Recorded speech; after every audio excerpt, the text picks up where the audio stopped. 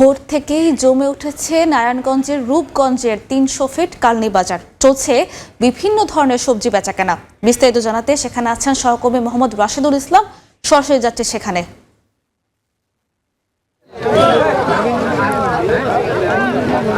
রাশেদ, আমি এই মুহূর্তে অবস্থান করছি নারায়ণগঞ্জের রূপগঞ্জ কালনী বাজার, যে ৩০০ ফিটটা রয়েছে এই বাজারে আমি অবস্থান করছি।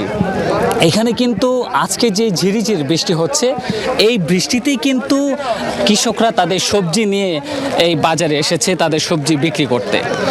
আর এই বাজারটি কিন্তু প্রায় ২০ থেকে ২৫ বছর ধরে অবস্থান করছে এই বাজারটি। এই ভোরের আলো ফুটতেই এখানে শুরু হয় ক্রেতা বিক্রেতাদের ব্যস্ততা। আর ভোর থেকেই কৃষকরা তাদের উৎপাদিত বিভিন্ন ধরনের সবজি নিয়ে আসেন, যেমন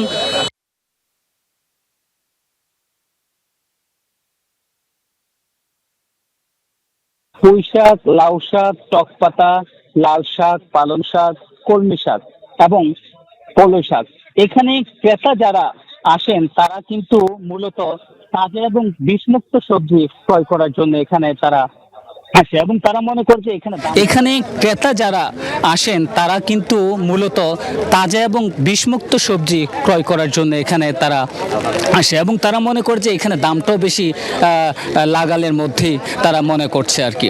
তারা বলছেন বেশিরভাগই সরাসরি কৃষক থেকে তারা এই সবজিগুলো কিনে থাকে, যেহেতু মধ্যস্বত্ব ভোগী সরাসরি তাদের কাছে বিক্রি করার কারণে ক্রেতাদের অন্যান্য বাজার থেকে প্রতি কেজি ১০ থেকে ১৫ টাকা কমে ক্রয় করতে থাকে।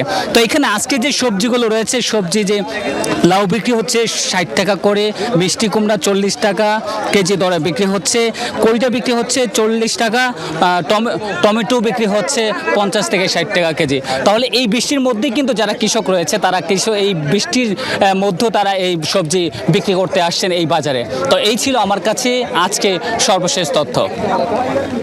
সরাসরি যুক্ত ছিলাম নারায়ণগঞ্জ থেকে।